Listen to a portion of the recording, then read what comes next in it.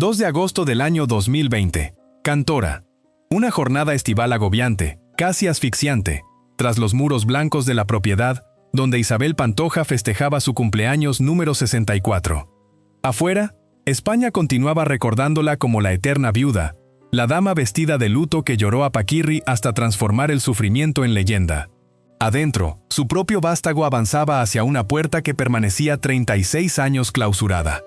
Y cuando aquella puerta se abrió, Kiko Rivera no halló solamente recuerdos de su progenitor.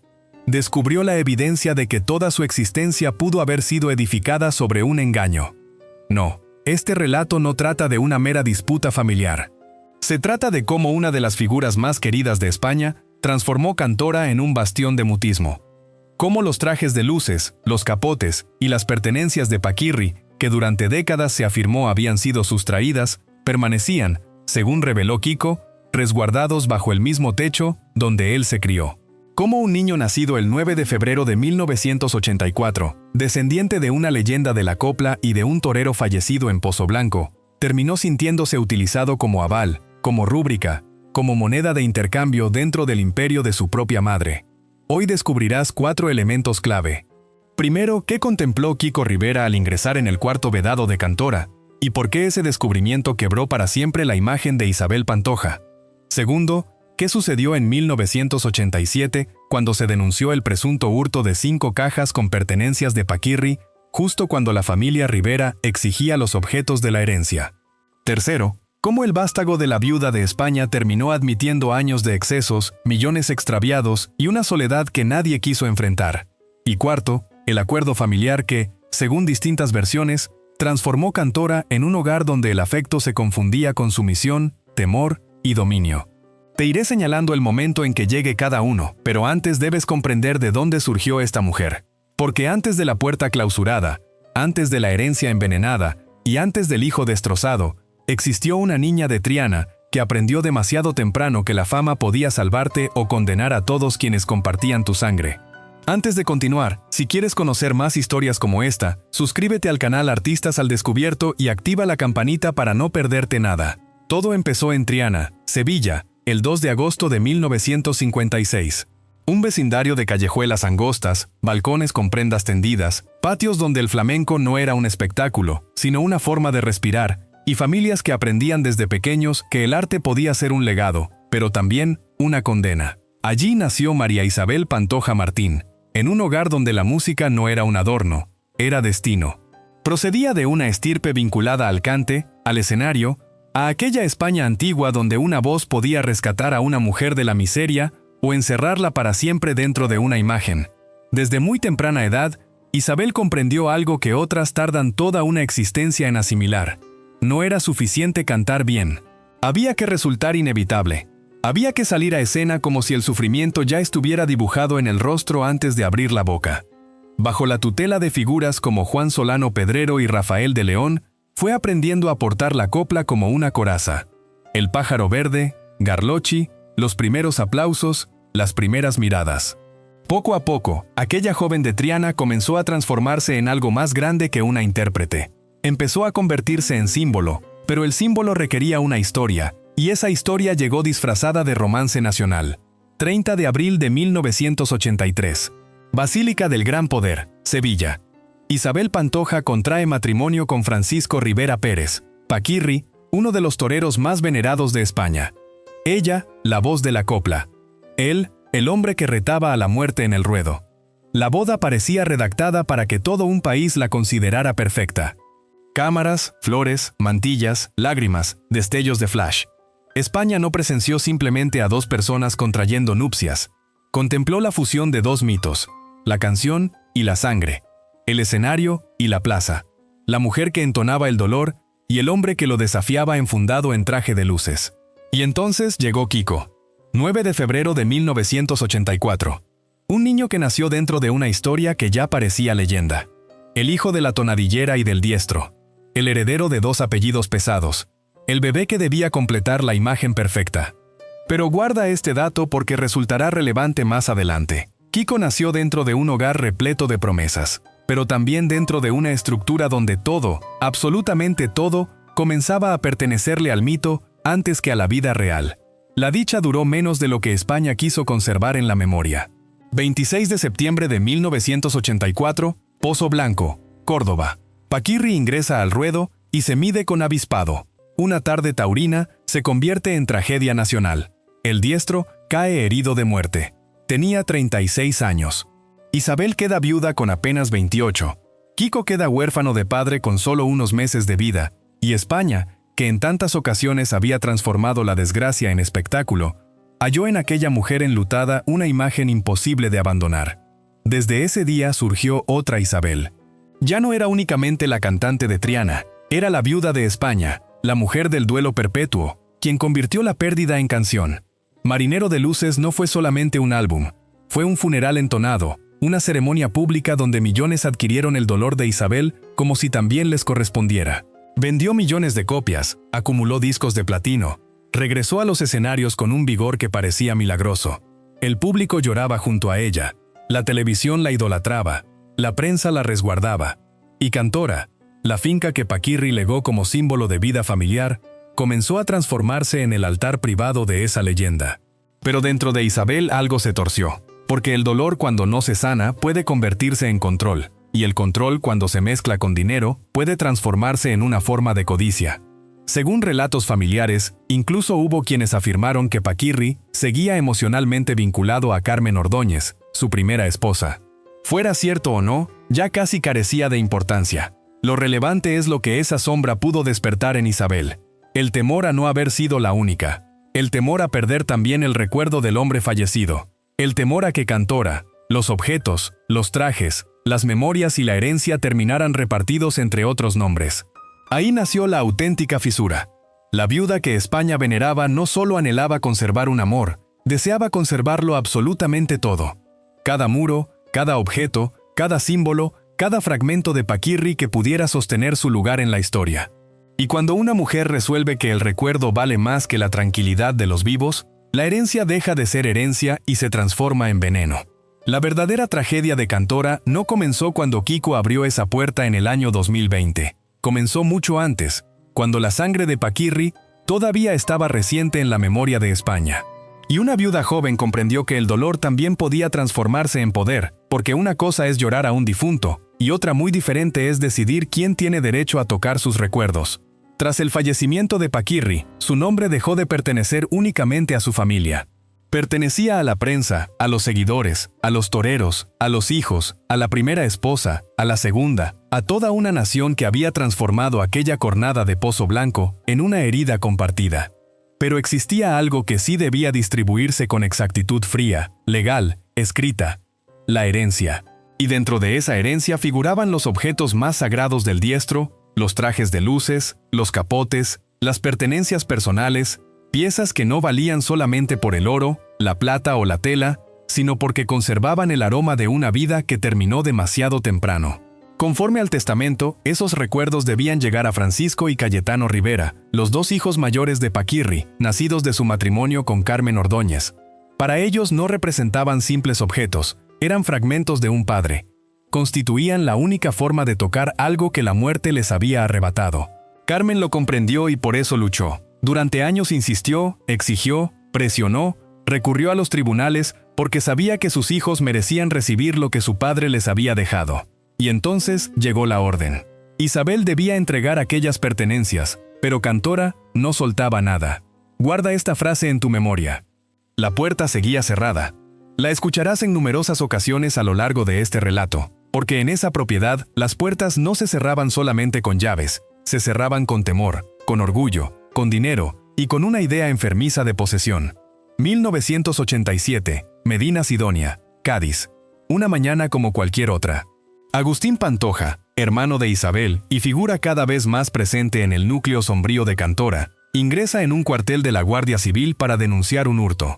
Si esta historia te está atrapando, no olvides suscribirte a Artistas al Descubierto para que no te pierdas ningún capítulo de estas revelaciones.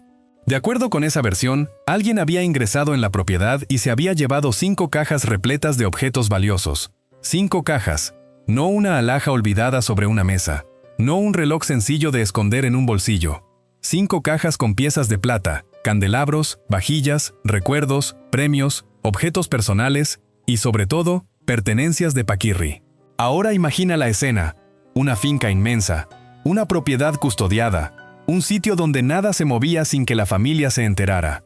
Y, sin embargo, según esa denuncia, alguien consiguió llevarse 5 cajas sin forzar puertas, sin romper ventanas, sin dejar indicios claros de entrada forzada.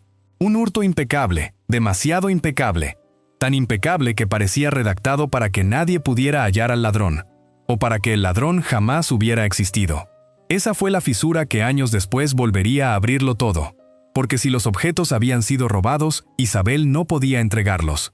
Si no podía entregarlos, la orden judicial quedaba atrapada en una excusa perfecta.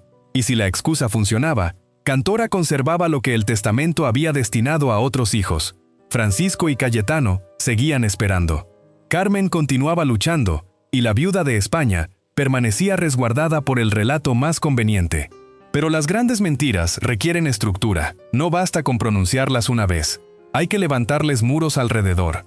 Hay que impedir preguntas. Hay que vigilar pasillos. Hay que instruir a los niños de que existen habitaciones donde no se debe entrar. Así surgió el verdadero núcleo de este caso. Una habitación clausurada dentro de Cantora, un espacio vedado, un cuarto que durante décadas fue tratado como si tras sus paredes no existiera nada relevante. Pero en los hogares donde se ocultan secretos, el silencio siempre genera más ruido que una confesión. Nadie debía rozar esa puerta. Nadie debía indagar demasiado. Los objetos de Paquirri, conforme a la versión oficial, ya no se encontraban ahí. Se habían extraviado, se los habían llevado. Formaban parte de un hurto antiguo, casi sepultado por el paso del tiempo. Pero el tiempo no elimina todas las pruebas, a veces solo las cubre de polvo. Y mientras Cantora resguardaba esos recuerdos, algo más comenzaba a crecer dentro de la familia. El hábito de esconder, el hábito de negar, el hábito de anteponer la imagen a la verdad. Porque una vez que una mentira rescata una fortuna, se convierte en tentación repetirla. Primero se esconden trajes y capotes, luego se esconden deudas, después se esconden firmas, más tarde se esconde el sufrimiento de un hijo. Años más tarde, incluso surgirían acusaciones sobre dinero fuera de España, cuentas en Gibraltar y movimientos financieros complicados de justificar, siempre rodeados de versiones, desmentidos y sospechas. Pero el veneno original no residía en un banco distante. Estaba ahí, en Cantora, tras una puerta clausurada. Y mientras esa puerta permanecía cerrada, Kiko crecía convencido de que su madre custodiaba la memoria de su padre. Lo que ignoraba era que esa memoria algún día iba a desplomarse sobre él como una condena. Kiko Rivera nació el 9 de febrero de 1984 y desde el primer instante llegó al mundo portando un apellido que pesaba demasiado para un bebé. No era simplemente un niño, era el hijo de Isabel Pantoja y Paquirri, el hijo de la copla y del ruedo, el hijo de una boda que España había transformado en cuento nacional. Pero apenas unos meses después, ese cuento se quebró en Pozoblanco y Kiko quedó marcado por una ausencia que todavía no podía comprender, pero que lo acompañaría toda la vida. Antes de seguir descubriendo cómo se rompió esta familia, recuerda suscribirte a Artistas al Descubierto, así estarás al tanto de cada nueva entrega. Ahora imagina esto. Un niño creciendo en Cantora, rodeado de campo, paredes blancas, fotografías, silencios, y adultos hablando en voz baja, cada vez que el nombre de su padre surgía en una conversación. Afuera, España percibía a Isabel como una madre lastimada, una viuda ejemplar, una mujer que lo había sacrificado todo por mantener viva la memoria de Paquirri.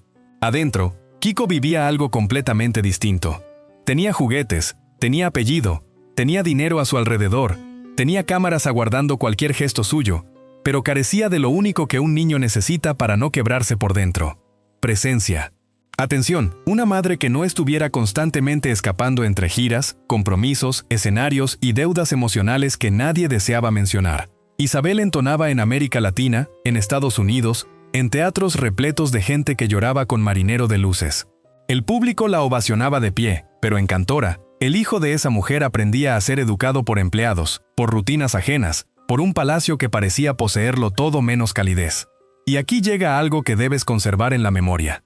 Kiko no se crió como un niño libre, se crió como parte de la escenografía. Era el hijo de Paquirri cuando convenía emocionar. Era el hijo de Isabel cuando convenía resguardar la imagen. Era el heredero cuando convenía hablar de Cantora, pero pocas veces parecía ser simplemente Kiko. La puerta seguía cerrada. Y no solo la puerta del cuarto de los objetos, sino también la puerta de la verdad, la puerta del duelo, la puerta de una conversación sincera sobre su padre, sobre su herencia, sobre lo que verdaderamente ocurría dentro de aquella finca. Cuando un niño crece rodeado de secretos, asimila algo sumamente peligroso. Aprende que preguntar incomoda, aprende que sentir estorba, aprende que guardar silencio es la única manera de sobrevivir. A los 17 años, la herida comenzó a buscar salida por el peor sendero. Según sus propias declaraciones, años más tarde, Kiko ingresó en un mundo de fiestas, excesos y compañías interesadas. No porque le faltara dinero, sino porque le faltaba rumbo. Porque un apellido célebre puede abrir puertas, sí, pero también puede abrir abismos. Los establecimientos lo buscaban porque era Rivera Pantoja. Lo invitaban, lo fotografiaban, lo utilizaban. Bastaba con que se presentara para que otros se beneficiaran. Y él, todavía demasiado joven para comprender el riesgo, comenzó a confundir atención con cariño, ruido con compañía, noche con libertad. Reflexiona en eso un instante. Un joven que no había podido despedirse de su padre, que no comprendía del todo el poder económico de su propia rúbrica, que vivía bajo la sombra de una madre convertida en mito nacional, descubriendo que podía adquirir silencio interior durante unas horas. Primero una celebración, luego otra, después fines de semana completos que devoraban la semana siguiente, luego el cuerpo exigiendo más evasión, luego la cuenta bancaria transformándose en cenizas. En una entrevista años más tarde, Kiko mencionó cifras que estremecieron a España: millones extraviados en excesos, fiestas y mala vida. No como una anécdota divertida de juventud, sino como una confesión de destrucción. Afirmó que llegó a dilapidar fortunas, que tuvo automóviles, lujos, viajes, amistades alrededor, mientras el dinero fluía. Pero esa es la trampa del descenso. Al comienzo todo se celebra contigo. Al final, cuando quedas vacío, casi nadie permanece para contemplar las ruinas. Y entonces surge la pregunta más dolorosa: ¿dónde estaba Isabel? Porque una madre puede no saberlo absolutamente todo. Una madre puede equivocarse. Una madre puede llegar tarde. Pero cuando la situación se tornó evidente, cuando el hijo comenzó a necesitar auxilio real, Kiko diría algo devastador: que lo correcto habría sido ingresar en un centro especializado, que requería ayuda seria. Pero según su relato, lo trasladaron a una casa en El Rocío para impedir que la prensa se enterara. Ahí se comprende el verdadero drama. No era solamente un hijo extraviándose, era una familia tratando de ocultar la pérdida para que no manchara el apellido. Nuevamente la misma lógica: clausurar la puerta, bajar la voz, resguardar la imagen, que nadie observe, que nadie sepa, que el mundo continúe creyendo que la viuda de España mantenía todo bajo control. Kiko recordaría ese periodo como una de las escasas ocasiones en que sintió a su madre próxima, pero también como una proximidad incompleta, insuficiente, casi administrativa. Estaba presente, sí, pero no como alguien que permanece a diario preguntando si la herida sigue abierta. No como quien acompaña el proceso hasta el final. Después, según cuenta, llegaron recaídas, vacío, ira, abandono emocional. Y con cada tropiezo se fue gestando una convicción amarga. El mismo hogar que decía protegerlo también lo estaba hundiendo, porque Cantora no solo escondía objetos de Paquirri, también escondía a un niño convertido en adulto demasiado temprano. Un hijo que se crió con todo lo que el dinero podía adquirir, pero sin la estabilidad emocional que no se compra con nada. Y mientras Kiko intentaba sobrevivir a sus propios fantasmas, aún ignoraba lo peor. No sabía que su dolor no solo había sido desatendido. También estaba a punto de descubrir que su nombre, su firma y su parte de la herencia habían sido empleados como otra llave más dentro del gran encierro de Cantora. Mientras Kiko procuraba sobrevivir a sus propios excesos, Cantora continuaba haciendo lo que mejor sabía hacer: callar. Callaba sobre los trajes de Paquirri, callaba sobre la habitación clausurada, callaba sobre las ausencias de Isabel. Pero existía un silencio todavía más peligroso, uno que Kiko no comprendió hasta mucho después. Su nombre, su firma y su parte de la propiedad estaban siendo utilizados como si él no fuera un hijo, sino un instrumento. Según las versiones que estallaron años más tarde, Paquirri no le dejó a Kiko solamente un apellido, también le legó una parte real, no una fotografía, no una canción, no un recuerdo bonito para mostrar en televisión, sino una propiedad, un derecho, una porción de tierra marcada por la sangre de su padre. Kiko poseía el 47,6% de la finca, Isabel el 52,4%. Dos cifras frías que sobre el papel aparentaban equilibrio. Pero en un hogar dominado por la culpa, el temor y la sumisión, el papel no siempre resguarda a quien no sabe defenderse. Ahora imagina a Kiko cumpliendo 18 años. Legalmente adulto, emocionalmente extraviado, rodeado de adultos que hablaban de bancos, notarios, hipotecas, hacienda, deudas y soluciones urgentes. Un joven que venía de noches destrozadas, de fiestas, de compañías interesadas, de una existencia sin rumbo claro, sentado frente a documentos que apenas lograba comprender. Le decían que firmara, que era por el bienestar de todos, que había que resguardar Cantora, que su madre sabía lo que hacía, y él firmó. Porque cuando has crecido creyendo que tu madre es la custodia del recuerdo de tu padre, no sospechas que esa misma mano pueda estar empujándote hacia el abismo. Conserva esta imagen. Un hijo firmando sin comprender que quizás estaba entregando su futuro. Cantora, el hogar que debía ser refugio, comenzó a transformarse en aval bancario. La finca heredada de Paquirri fue empleada para sostener préstamos, resolver problemas fiscales, cubrir agujeros económicos y alimentar una maquinaria que ya no podía frenarse. Isabel Pantoja había pasado de ser la viuda llorada por España a transformarse en una mujer acorralada por deudas, decisiones turbias y errores que requerían dinero, mucho dinero. Y entonces llegó el golpe que terminó de manchar el altar. El caso Malaya, Marbella, Julián Muñoz, poder político, corrupción urbanística, dinero que entraba y salía por caminos que la justicia terminó investigando. En el año 2013, Isabel fue condenada por blanqueo de capitales. Una multa de 1,14 millones de euros, 2 años de prisión. En el año 2014 ingresó en Alcalá de Guadaira, y la imagen de la reina de la copla cruzando las puertas de la cárcel dividió en dos la historia del espectáculo español. Pero incluso entonces, el peso no recayó solamente sobre ella, recayó también sobre Cantora, recayó sobre Kiko, recayó sobre esa porción de la herencia que debía haber sido su protección y terminó convertida en cadena. Porque cada préstamo, cada deuda, cada aplazamiento, cada negociación iba estrechando un poco más el cuello de la finca. Y mientras Isabel pagaba las consecuencias públicas de sus decisiones, Kiko comenzaba a comprender que había sido arrastrado a una guerra financiera que jamás eligió. Años más tarde, cuando la ira ya no le cabía en la garganta, Kiko pronunció frases que sonaron como dinamita. Que había sido una tarjeta de crédito para su madre, que sin él, ella no tendría nada. No lo expresó como un hijo caprichoso peleando por dinero. Lo dijo como alguien que descubrió demasiado tarde que su confianza había sido utilizada como garantía. Reflexiona en lo cruel que resulta esto. Un niño pierde a su padre antes de poder recordarlo. Crece creyendo que su madre resguarda la herencia de ese padre. Se destruye durante años intentando llenar un vacío, y cuando finalmente trata de revisar los papeles de su vida, descubre que su parte de Cantora está hipotecada, atrapada, consumida por decisiones que otros tomaron mientras él continuaba perdido. La puerta seguía cerrada, pero esta vez no era la puerta del cuarto de los recuerdos, era la puerta de los bancos, la puerta de los tribunales, la puerta de las cifras que nadie aclaraba con precisión. 12.000 euros mensuales, años sin abonar, nuevas reclamaciones de Hacienda, Cantora acercándose a la subasta, y de pronto un inversor dispuesto a comprar la deuda, a ofrecer dinero por la parte de Kiko, a quedarse con el fragmento de tierra que alguna vez fue la promesa de Paquirri.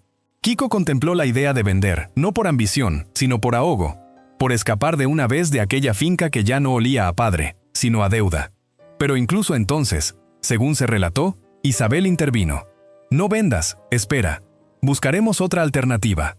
Otra vez la misma consigna sin pronunciarla. Resiste, calla, no rompas el relato. Y ahí reside la herida más profunda. Cantora no fue saqueada por extraños en la noche. Cantora fue desgastada desde adentro, documento tras documento, firma tras firma, silencio tras silencio. Lo que Paquirri dejó como herencia terminó convertido en un campo minado. Y Kiko, el hijo que merecía recibir protección, terminó caminando descalzo sobre cada una de esas bombas. La auténtica maldición de Cantora no residía únicamente en los papeles del banco, no residía únicamente en las hipotecas, no residía únicamente en los trajes de luces encerrados durante décadas, residía en la manera en que ese hogar enseñó a todos sus habitantes a obedecer, a callar, a humillar y a repetir el daño como si fuera una herencia más. Porque existen familias donde el dinero se pierde, existen familias donde los apellidos se manchan, pero en Cantora sucedió algo peor. La herida se transformó en método, Y en el centro de ese método surgía una figura que casi nunca aparecía en el escenario principal, pero que muchos describían como una sombra constante detrás de Isabel. Agustín Pantoja, el hermano, el custodio, el hombre que tras no alcanzar la gloria musical que sí alcanzó ella, fue ocupando otro tipo de poder. No el poder de los aplausos, no el poder de la voz, el poder de las puertas clausuradas, de las llamadas, de las órdenes domésticas, de decidir quién entraba, quién salía, quién hablaba y quién debía permanecer en silencio. Conserva este dato. En Cantora, Agustín no era un invitado, era una autoridad. Con el paso de los años, según distintas versiones mediáticas, aquel vínculo entre Isabel y su hermano dejó de parecer una simple alianza familiar y comenzó a parecer un pacto de supervivencia. Ella aportaba el mito, la voz, el apellido Pantoja convertido en marca nacional. Él aportaba el muro, la vigilancia, la severidad, la distancia con los hijos, y alrededor de ambos el hogar fue cambiando de temperatura. Lo que alguna vez había sido finca, memoria y promesa de familia se transformó en una estructura clausurada donde el cariño parecía depender de la sumisión. Cuentan que en algún momento Agustín llegó a plantear una frase demoledora: o tus hijos o yo. No importa si fue pronunciada exactamente de ese modo o si terminó convertida en símbolo por el relato familiar. Lo relevante es lo que representa: una elección imposible. Una madre colocada frente a sus propios hijos y frente al hermano que controlaba el centro de su mundo. Y si la historia posterior sirve de respuesta, Isabel eligió el encierro, eligió la alianza, eligió conservar intacto el círculo que sostenía Cantora, aunque ese círculo fuera asfixiando poco a poco a quienes llevaban su sangre. Kiko ya llegaba destrozado. Venía de la ausencia del padre, de los excesos, de la firma utilizada como instrumento, de la sospecha de que su vida había sido administrada por otros. Pero dentro de Cantora ese dolor no se sanaba, se deformaba. Porque cuando un hijo crece en un sitio donde la humillación se normaliza, tarde o temprano aprende el idioma de sus verdugos. Y eso es lo más triste de este tramo. Kiko no fue solamente víctima, también terminó repitiendo parte de la violencia que lo había formado. Isapi llegó a la familia en 1996 desde Perú, cuando Isabel resolvió adoptarla y presentarla como una nueva ilusión, una niña que debía encontrar hogar, protección, nombre, cariño. Pero según lo que años más tarde se relató en televisión y revistas, dentro de Cantora también halló etiquetas crueles, comentarios hirientes, formas de señalarla como diferente, como si jamás terminara de pertenecer del todo. Se habló de apodos dolorosos, de burlas, de una frialdad que no se menciona en público cuando las cámaras están encendidas, pero que deja marca para siempre cuando sucede dentro del hogar. Reflexiona en eso un instante. Una hija adoptiva ingresando en una familia ya marcada por secretos, deudas, celos, rivalidades, silencios y un poder invisible que parecía decidirlo todo. Una niña buscando cariño en un hogar que no sabía amar sin controlar. Y del otro lado, Kiko, el supuesto heredero, el hijo biológico, el niño dorado cuando obedecía, el problema cuando hablaba. Dos hijos distintos, dos heridas distintas atrapados bajo el mismo techo. Y entonces llegó uno de los episodios más humillantes asociados públicamente a esa convivencia, el llamado manguerazo. Una escena familiar degradante narrada años después, en la que Isapi habría sido sometida a una agresión con una manguera dentro de Cantora mientras pedía auxilio. No es necesario recrear el detalle para comprender la brutalidad simbólica. Bastan la imagen y el lugar. Una finca que debía proteger. Una hermana pidiendo ayuda. Un hermano repitiendo contra ella la misma lógica de dominio que lo había destruido por dentro. Ahí se comprende el veneno. El daño no se detuvo en Isabel, no se detuvo en Agustín, no se detuvo en los bancos, descendió a los hijos, se instaló en la manera de hablarse, de mirarse, de castigarse. Cantora transformó a sus propios habitantes en piezas de una guerra íntima. El cariño era recompensa, el silencio era obligación. La rebeldía se pagaba con destierro emocional. Y mientras España continuaba viendo titulares, entrevistas, lágrimas y escándalos, dentro de ese hogar se estaba cumpliendo una ley más antigua que la fama. Lo que no se sana se hereda, lo que se esconde se pudre, lo que se normaliza se repite. Isabel creyó que podía resguardar su imperio cerrando puertas, pero cada puerta clausurada encerraba también a sus hijos con una versión más sombría de ella misma. La puerta seguía cerrada, pero ya no resguardaba solamente objetos de paquirri, resguardaba una familia entera aprendiendo a destruirse desde adentro. 2 de agosto del año 2020. Cantora vuelve a hablar justo el día en que Isabel Pantoja cumple 64 años. Afuera, el verano andaluz cae pesado sobre los muros blancos de la finca. Adentro todo parece una celebración más. Una de esas reuniones familiares donde se sonríe para no hablar de lo que duele. Pero en un hogar construido sobre secretos, basta una puerta mal cerrada para que se derrumbe una vida entera. Kiko Rivera avanza por un pasillo que conoce desde niño, el mismo pasillo de silencios, de órdenes, de habitaciones vedadas. Y entonces la observa, la puerta, esa puerta que durante años había sido casi una ley dentro de Cantora. No se toca, no se abre, no se pregunta, pero esta vez está accesible, como si el hogar, cansado de resguardar tanta mentira, hubiera decidido traicionar a su dueña. Kiko entra y lo que halla no es polvo, no es una habitación vacía, no es un cuarto olvidado. Allí, según su propio relato, se encontraban los trajes de luces de Paquirri, los capotes, las pertenencias de su padre, los objetos que durante décadas le habían asegurado que habían desaparecido en aquel presunto robo de 1987. Objetos que los Rivera habían reclamado, objetos que la justicia había examinado, objetos que debían encontrarse lejos de Cantora, pero estaban ahí, en silencio, íntegros, esperando. Reflexiona en eso un instante. Un hijo que ha crecido sin padre, descubre que el recuerdo de ese padre no estaba extraviado, estaba encerrado. Un hijo que creyó durante 36 años en la versión de su madre, comienza a comprender que su infancia, su herencia y hasta su dolor habían sido administrados dentro de una mentira. No era simplemente un cuarto, era una condena. La puerta seguía cerrada hasta que dejó de estarlo. Kiko entra en shock, no por los objetos en sí, sino por lo que representaban. Si aquello estaba ahí, entonces alguien había mentido. Si aquello nunca salió de Cantora, entonces el relato del robo se tambaleaba. Si su madre lo sabía, entonces la traición no era administrativa, era íntima, era moral, era de sangre. Cuando la confronta, aguarda una explicación, una frase, una grieta de arrepentimiento, algo que rescate a la madre antes de hundir a la leyenda. Pero según lo que se relató después, Isabel no abre el alma, se aferra al silencio, a la versión de siempre, a esa forma antigua de Cantora de resistirlo todo, negándolo todo. Y ese silencio corta más que una confesión. Noviembre del año 2020. Kiko decide hacer lo que en esa familia estaba vedado: hablar. Se sienta ante España en Cantora, la herencia envenenada, frente a Jorge Javier Vázquez, y transforma el secreto familiar en un terremoto nacional. Casi 5 millones de personas observan la caída, una audiencia de 31,5%, un minuto de oro de 56,6%. España no está contemplando un programa, está viendo a un hijo destrozar el altar donde habían colocado a su madre durante décadas. Y entonces llegan las frases que ya no tienen retorno, que la vida de su madre era una mentira tan enorme que ella misma había terminado por creérsela, que Isabel amaba más el dinero que a sus hijos, que jamás había sido una buena madre para él.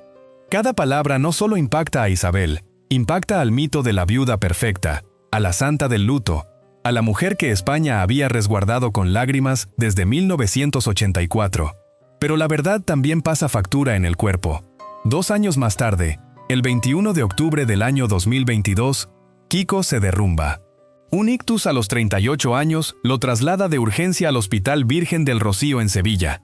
La vida le recuerda que ningún cuerpo resiste eternamente tanta noche, tanta tensión, tanta historia mal cerrada. Isabel acude al hospital. Sí, pero ni siquiera ese pasillo blanco consigue borrar el veneno acumulado. Kiko no desea a Agustín cerca, ni allí, ni en ese límite donde la muerte obliga a todos a decir lo que nunca dijeron. Y mientras el hijo intenta sobrevivir, Isabel regresa a su propio encierro.